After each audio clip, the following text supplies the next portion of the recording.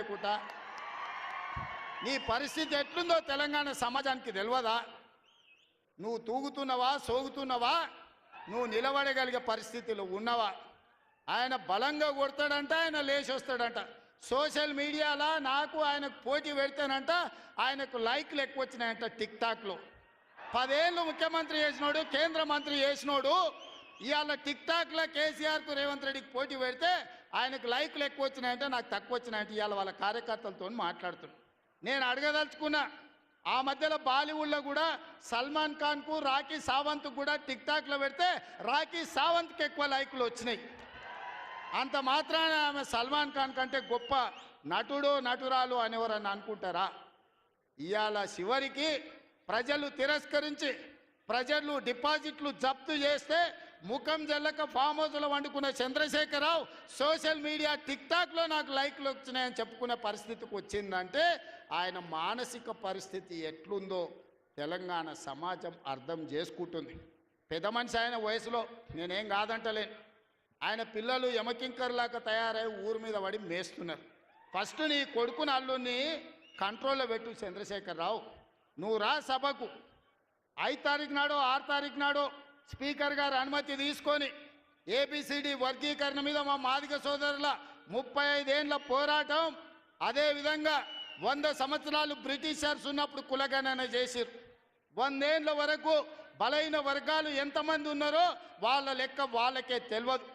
ఎంతోమంది ప్రధానమంత్రులు ముఖ్యమంత్రులు మారినారు కానీ బీసీల లెక్కలు తేల్చలేదు. కానీ భారత్ జోడోలో రాహుల్ గాంధీ ఇచ్చిన మాట ప్రకారం ఈరోజు కాంగ్రెస్ పార్టీ బీసీల లెక్కలు తేల్చింది, ఇంటింటికి పోయింది, లెక్క కట్టింది. రాబోయే 2 తారీఖు నాడు బీసీ కులగణన నివేదిక రాబోతుంది.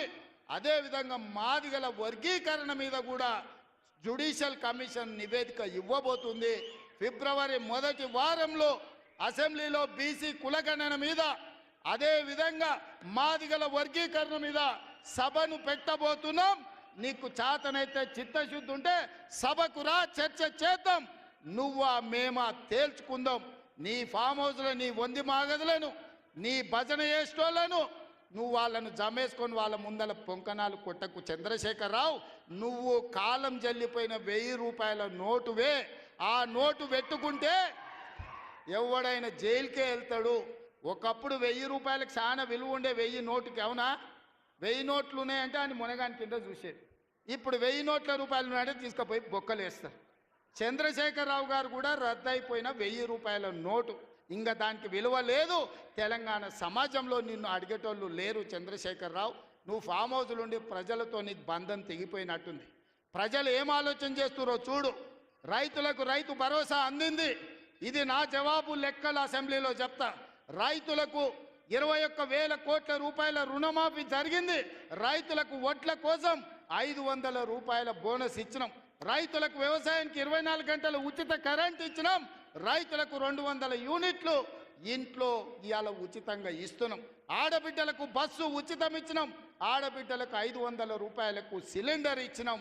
ఇవాళ యువకులకు 55,143 ఉద్యోగాలు ఇచ్చినాం మొదటి సంవత్సరంలో. ఒకవేళ మమ్మల్ని అభినందించడానికి నీకు మనసు రాకపోతే అదే ఫామ్ హౌస్లో అట్లే వండుకొని ఉండు. నిన్నెవ్వరు అడుగుతలేరు, కడుగుతలేరు, కొడతలేరు. కాబట్టి ఇవాళ ఇన్ని రకాల సంక్షేమ కార్యక్రమాలు ముందుకు